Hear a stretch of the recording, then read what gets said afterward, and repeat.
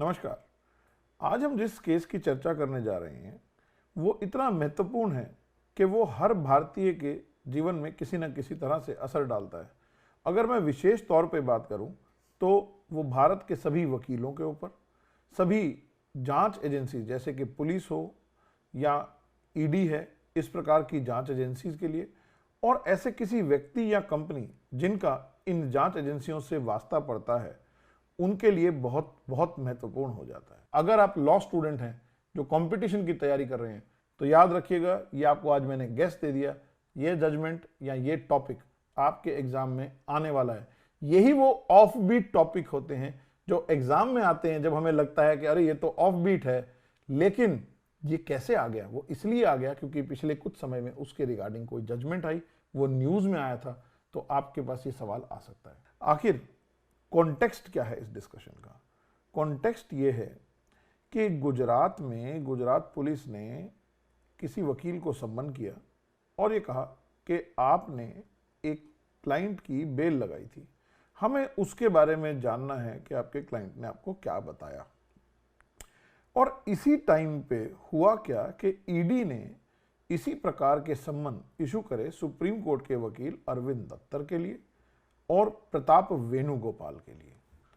लेकिन जब वकीलों ने इसके खिलाफ ये कहा कि ये हमारी क्लाइंट और अटॉर्नी प्रिविलेज का वायलेशन है, तभी आनन फानन में ईडी ने एक सर्कुलर जारी कर उन सम्मन को विड्रॉ कर लिया। लेकिन दूसरी ओर गुजरात हाई कोर्ट में उस सम्मन को, जो पुलिस ने लॉयर को भेजे थे, उसको चैलेंज किया गया। उस चैलेंज को खारिज कर दिया और पुलिस के सम्मन को अपहेल्ड कर दिया। खैर, ये सारी कहानी चलती रही तो हमारे देश के chief justice of India B R. Gavai ji ने इसका संज्ञान लिया, सुओ मोटो कॉग्निजेंस लिया और इस मैटर पर एक विचार किया गया।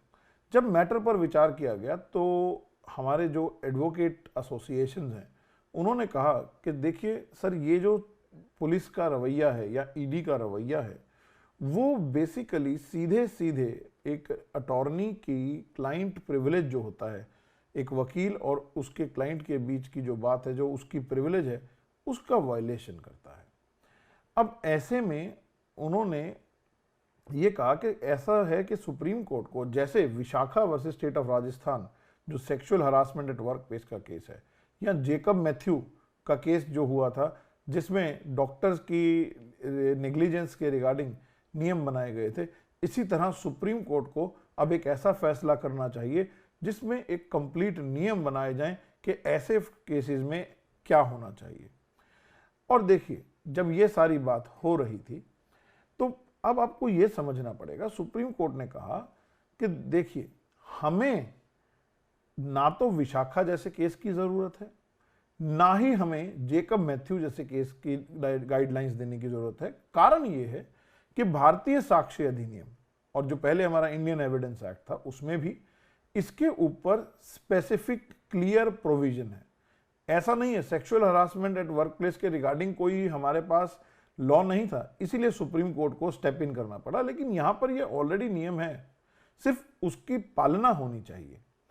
और जब ये सारी कहानी की डिस्कशन शुरू हुई तो मैं आपको अब बताता हूं कि अक्सर होता कैसे है। देखिए, पुलिस जब किसी केस की जांच करती है, उसके पास सेक्शन 179 भारतीय नागरिक सुरक्षा संहिता में एक पावर है कि वो किसी भी व्यक्ति को सम्मन कर सकती है, उससे पूछताछ कर सकती है। बिल्कुल जायज़ है, पुलिस का काम ही जांच करना है। इसी प्रकार पुलिस को यदि किसी व्यक्ति से कोई डॉक्यूमेंट लेना है, कोई सामान लेना है, ऐसी कोई चीज़ है, तो उसके लिए उसको सेक्शन 94 ऑफ भारतीय नागरिक सुरक्षा संहिता में भी सम्मन कर सकती है। अब पुलिस कहती है कि हमने तो अपनी बेसिक पावर का यूज किया है और इसी कारण से हमने बुला लिया सम्मन के लिए वकील साहब को। वकील साहब कहते हैं कि सर, अगर आप भारतीय साक्ष्य अधिनियम की धारा 132 को पढ़ेंगे, जो कि आपके सामने है, आप इसको पढ़ेंगे तो आप देखते हैं ये कहता है no advocate shall at any time be permitted unless with the client's express consent, कि किसी भी वकील को, नो एडवोकेट, उसको परमिट किया जाएगा to disclose any communication made to him in the course and for the purpose of service of an advocate, कि जब वो एडवोकेट है उस दौर में वकील से जो भी उसका क्लाइंट चर्चा करता है उसको डिस्क्लोजर नहीं किया जाएगा, वो एक प्रोटेक्टेड कम्युनिकेशन है। और उन्होंने कहा ना ही उसको अपने किसी कंटेंट के बारे में, कंडीशन ऑफ एनी डॉक्यूमेंट, कुछ भी बताने की जरूरत नहीं है। वो वकील की प्रिविलेज है। ये प्रिविलेज केवल और केवल दो ही सूरतों में आप एक्सेप्शन है, जब वकील को किसी क्राइम को करने के बारे में कोई नई बात बताई गई, या जब वकील को आपने हायर कर लिया उसके बाद कोई और क्राइम किया। मैं आपको थोड़ा सा एक सिंपल एग्जांपल देके समझाता हूं कि आखिर क्या बात है। एक क्लाइंट ने एक वकील को हायर किया, अब लेट्स से मर्डर केस है, चोरी का केस है। उन्होंने अपने वकील साहब को बताया कि सर क्या क्या कहानी हुई थी और आप मेरा केस लड़िए, आपने सुना है कि डॉक्टर और वकील से सब सच बताना चाहिए। वकील साहब अपना केस तैयार करते हैं। अब पुलिस सोचती है कि अरे इन्होंने अपने वकील को सब बताया, कि सबसे आसान काम है वकील को ही दबाव बनाकर गवाह बना लो, सारी बात खुल जाएगी। लेकिन अगर ऐसा होने लगेगा तो आप समझ सकते हैं कि अब कोई भी लिटिगेंट अपने केस के कागज वकील को देते हुए डरेगा, वकील को सच बताते हुए डरेगा, और अल्टीमेटली शायद कहीं ना कहीं इनजस्टिस होने लगेगा, लोगों का न्याय व्यवस्था पर विश्वास डगमगाने लगेगा। इस बात को ध्यान रखते हुए हमारे यहाँ पर इंडियन एविडेंस एक्ट में और अब भारतीय साक्ष्य अधिनियम, और नॉट ओनली यहाँ पर, आप पूरे देखेंगे विश्व भर में इस प्रकार की अटॉर्नी लिटिगेंट और अटॉर्नी क्लाइंट प्रिविलेज प्रिवेल करती है। और वो कहती है कि नहीं, आप किसी वकील को फोर्स नहीं कर सकते कि वो आकर कोर्ट में अपने क्लाइंट्स के बारे में क्या उनकी बात हुई और क्या उनके बीच डॉक्यूमेंट्स हैं, चाहे इलेक्ट्रॉनिक हैं, उसको डिस्क्लोज नहीं कर सकते। अब उनको आप कंपेल नहीं कर सकते। लेकिन अब इसी बात के लिए आपको यह ध्यान रखना पड़ेगा कि इसकी दो एक्सेप्शन क्या है, कि अगर किसी व्यक्ति ने एक वकील को हायर किया और अपने वकील को बोला वकील साहब मेरा मन कर रहा है कि मैं एक बैंक लूट लूं, अब आप बताओ कि ऐसे में किस तरह लूटूं कि केस में हेल्प हो। अब इस तरह की जो प्रिविलेज है ये अटॉर्नी क्लाइंट प्रिविलेज का हिस्सा नहीं है। या वकील साहब को हायर करा, वकील साहब को बता दिया, लेकिन उसके बाद भी कोई और ऑफेंस कमिट करते रहे, एम्बेजलमेंट की या कुछ किया, तो ऐसे में वकील साहब के ऊपर ये अटॉर्नी क्लाइंट प्रिविलेज लागू नहीं होती। लेकिन एक बात याद रखिएगा, ये जो प्रिविलेज है ये केवल और केवल एडवोकेट के लिए नहीं है, ये उनके ऑफिस में काम करने वाले, उनके स्टेनो, टाइपराइटर, पैरालीगल्स जो भी हैं उन सब के ऊपर लगती है, इवन इंटरप्रेटर के ऊपर भी। अब इस सारी कहानी में आपको समझ आ गया कि ये, और एक चीज याद रखिएगा, ये सिर्फ उस टाइम नहीं है जब तक कि आप वकील और क्लाइंट का लिटिगेशन में रिश्ता है। मान लीजिए केस डिसाइड हो गया तो भी फ्यूचर में भी उस कम्युनिकेशन के उसको कॉन्फिडेंशियल रहेगी, उसको डिस्क्लोज नहीं किया जा सकता।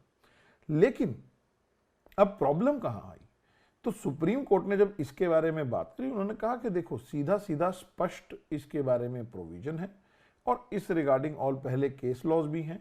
तो उन्होंने कहा कि जो पुलिस का एक्ट है कि किसी अटॉर्नी को बुलाना, वो अपने आप में गलत है, वो बिल्कुल अलाउड नहीं होना चाहिए। और इस बात के लिए कुछ डायरेक्शंस कोर्ट ने दी। अब जो कोर्ट ने जो डायरेक्शंस दी, हम उनके बारे में भी बात करते हैं। कोर्ट की जो डायरेक्शंस हैं वो क्या है। उन्होंने कहा देखिए, अगर पुलिस को किसी वकील को कोई सवाल जवाब करना भी है, क्योंकि देखो ऐसा नहीं है कि वकील से सवाल नहीं हो सकते, हम बात कर रहे हैं कि वकील से अपने क्लाइंट की जो कॉन्फिडेंशियल बात है वो नहीं पूछ सकते। आप वकील इंसान है, आप उनसे कोई सवाल पूछ सकते हैं। तो अगर पुलिस को किसी लॉयर से पूछना है तो वहां पर अगर वो ऐसी कोई चीज पूछना चाहते हैं, उनको लगता है कि ये एक्सेप्शन में आता है, क्योंकि पुलिस उन बारे में तो पूछ सकती है ना कि जो बाद में उसने क्राइम करने के बारे में सोचा या बाद में क्राइम किया, तो उसके रिगार्डिंग जो पुलिस वाला है वो अपने किसी सीनियर जैसे एसपी, डीसीपी, किसी ऐसे व्यक्ति से परमिशन लेगा, और वो व्यक्ति पूरी फाइल को गो थ्रू करने के बाद, ये समझने के बाद कि ये एक्सेप्शन में फॉल करता है, इन राइटिंग ऑर्डर करेंगे और इन राइटिंग अपनी सेटिस्फैक्शन लिखेंगे, तब जाकर वकील साहब को सम्मन किया जा सकता है। लेकिन ये वाली बात कब है? ये तब है कि वकील साहब को पुलिस सम्मन करती है। कब? इन्वेस्टिगेशन के दौरान।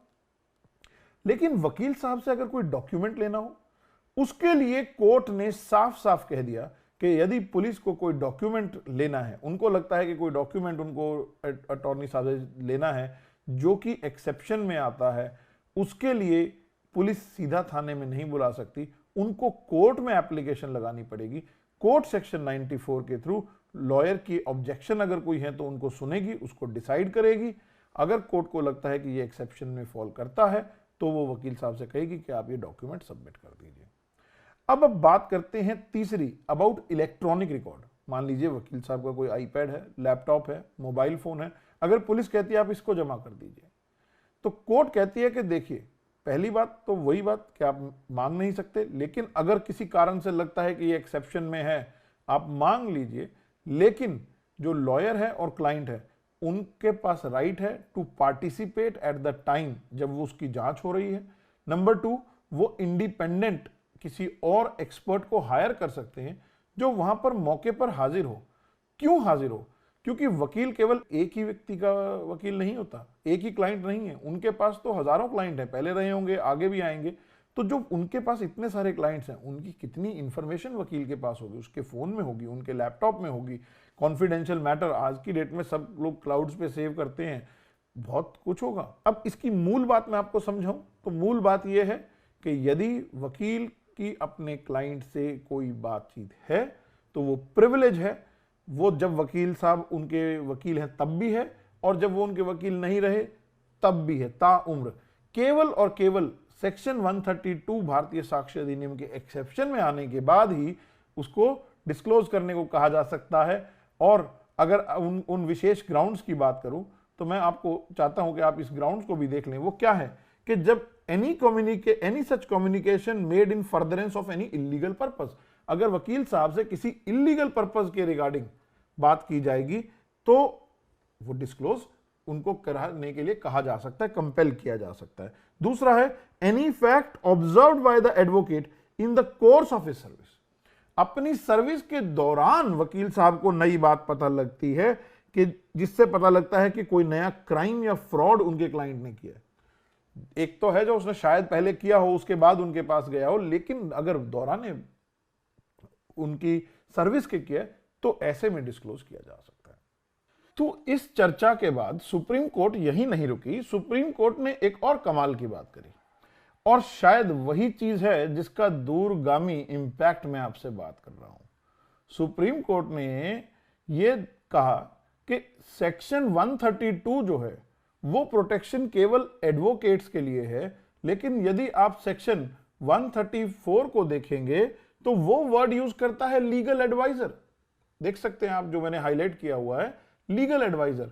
तो सुप्रीम कोर्ट ने कहा कि 132 करता है देखिए नो एडवोकेट, लेकिन 134 बात करता है लीगल एडवाइजर की। उन्होंने कहा कि देखिए जो कंपनीज में, कॉर्पोरेट्स में इन हाउस लीगल काउंसिल हैं जिनको सैलरी पे रखा गया है, वो आपको सलाह बेशक लीगल दे रही हैं, लेकिन they are not advocate. Advocate अगर हाँ किसी कंपनी ने किसी लॉयर को हायर किया पर इंडिपेंडेंटली किसी कॉन्ट्रैक्ट पे कि आप हमारा ये केस करेंगे, that is a separate thing, फिर वो एडवोकेट है तो 132 की जो प्रिविलेज और प्रोटेक्शन है वो लगेगी।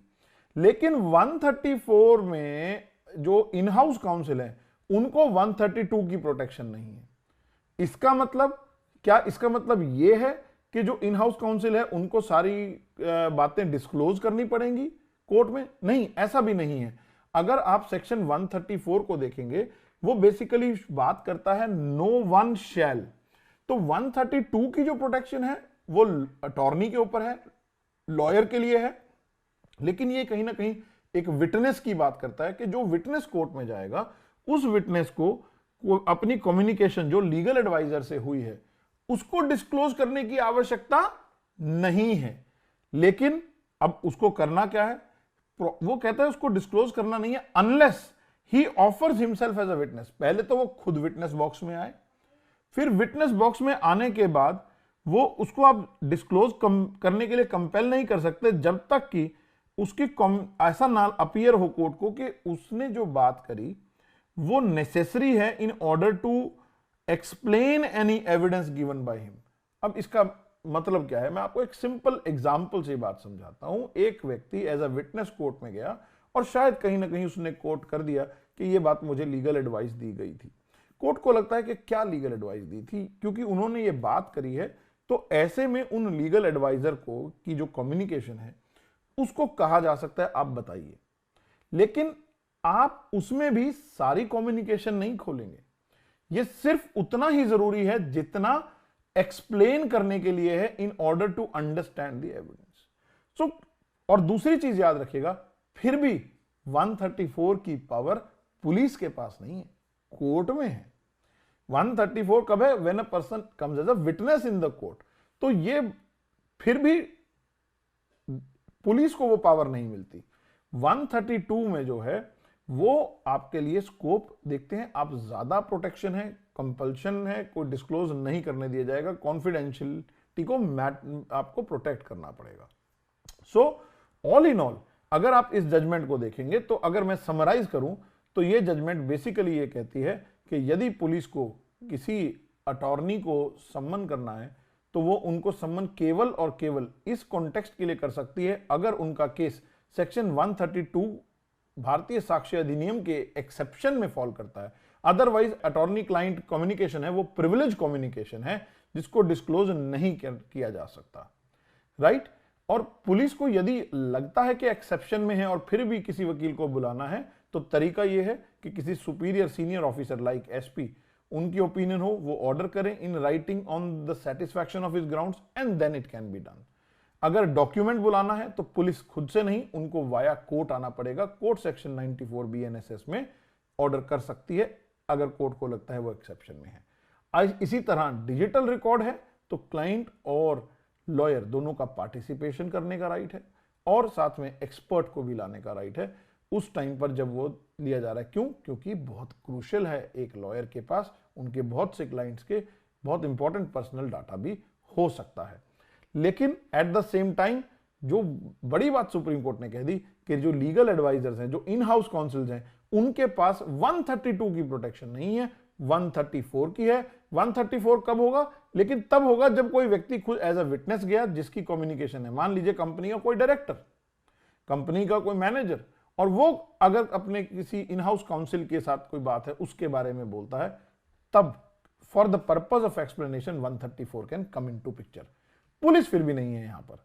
लेकिन एक बात आप याद रखिएगा, कि इसकी ऐसी इंप्लीकेशन हो सकती है कि शायद अब कंपनी सोचें कि हमें एक कॉन्ट्रैक्ट पे एक आउटसाइड एडवोकेट रखना चाहिए, इन हाउस काउंसिल नहीं, क्योंकि इन हाउस काउंसिल के साथ कितनी मेल्स, कितनी चीजें एक्सचेंज होती हैं, उनकी प्रोटेक्शन कहां है, अगर है तो कब तक जाएगी।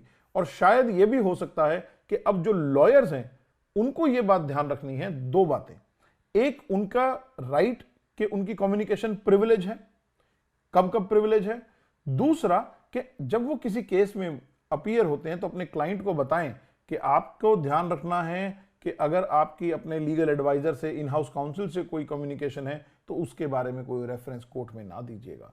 अगर देंगे तो बात खोलनी पड़ सकती है। फिर इसका मायना है जजेस के लिए कि जजेस को भी बहुत अवेयर होना पड़ेगा, क्योंकि सुप्रीम कोर्ट ने देखा कि गुजरात हाई कोर्ट ने ऐसे सम्मन के ऑर्डर को कैसे अपहेल्ड कर दिया, जो कि बिल्कुल ही अपरेंटली इलीगल ऑर्डर था। और उसके बाद यहां पर हमारी पुलिस और जांच एजेंसीज को भी ध्यान रखना होगा, उनको शायद स्पेशल ट्रेनिंग की आवश्यकता पड़े कि कैसे एक प्रोसेस है, अगर उनको ऐसी कम्युनिकेशंस लेनी है वो कैसे ली जा सकती हैं। तो आपको ये बात याद रखनी है कि हमारे एविडेंस एक्ट में हर चीज जो रेलेवेंट है वो एडमिसिबल नहीं है। एडमिसिबिलिटी का एक अलग फंडामेंटल है और ये बहुत सोच समझ के बनाया गया प्रोविजन है। उम्मीद करता हूं कि आपको हमारी ये जजमेंट की डिस्कशन पसंद आई होगी। यदि आए तो लाइक, सब्सक्राइब और कमेंट जरूर कीजिएगा। और आप भी हमें कमेंट्स में सजेशन दे सकते हैं, अगर किसी जजमेंट के रिगार्डिंग आप चाहते हैं कि हम अपनी डिस्कशन लाएं तो हम ज़रूर ला सकते हैं। वो किसी भी टॉपिक पे होगी, हमें अगर लगेगा कि वो ज़्यादा काम आएगी तो हम ज़रूर लाएंगे। खुश रहिए।